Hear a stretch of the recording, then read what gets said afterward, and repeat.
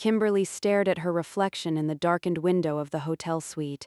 Her eyes were red-rimmed, the faint lines around them more pronounced than usual. She traced the rim of her coffee cup, the cool ceramic, a poor contrast to the heat rising in her cheeks. Her life felt less like a path she was choosing and more like a chaotic spiral she was caught in. The phone conversation with Gregory from the previous night had stirred up long dormant memories, moments of shared laughter and easy intimacy she'd almost forgotten.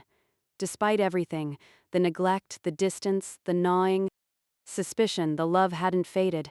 It still burned within her, a stubborn flame amidst the ashes of her confusion. He deserved a chance to defend himself. Her breath hitched, and her hands trembled as she remembered the self-righteous anger that had driven her to leave. How had she allowed her belief in his innocence morph into such a firm conviction? Of his guilt, she had stood on her soapbox proclaiming how she deserved more, how he'd betrayed her, and how she could no longer live with it. Yet she hadn't asked him a single question after the first phone call. Her reflection stared back at her, a stranger with haunted eyes. Why hadn't she just asked him? How had she ended up leaving their home, the house they had built together, that she had spent decades perfecting? That suffocating desire for change gripped her again. It was as if an unseen force was pushing her, demanding she break free from the confines of their failing marriage.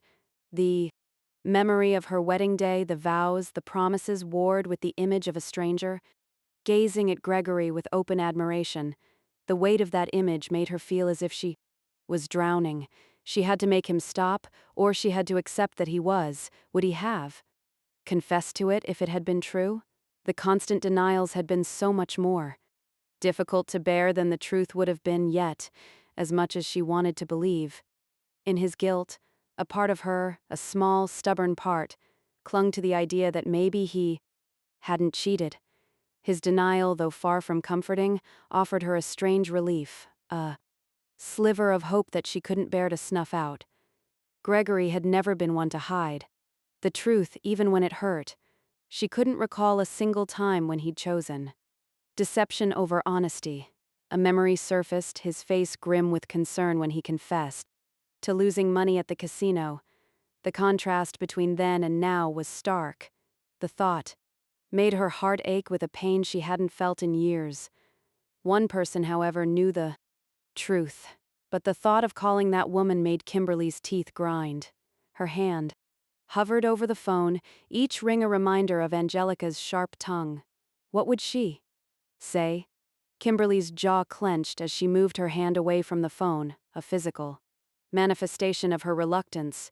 Angelica was nothing if not direct, blunt in her opinions and unafraid to challenge her.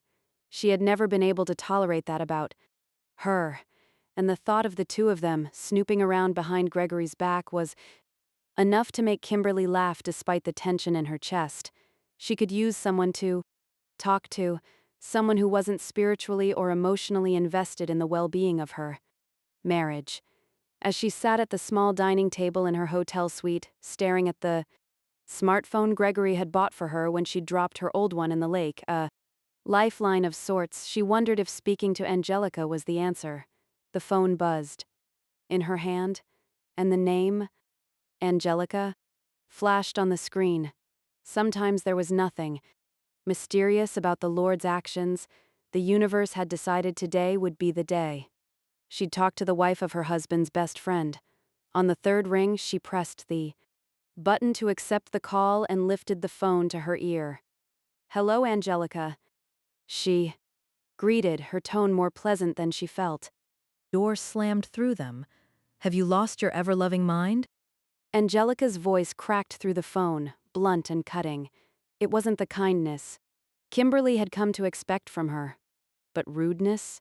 That was new.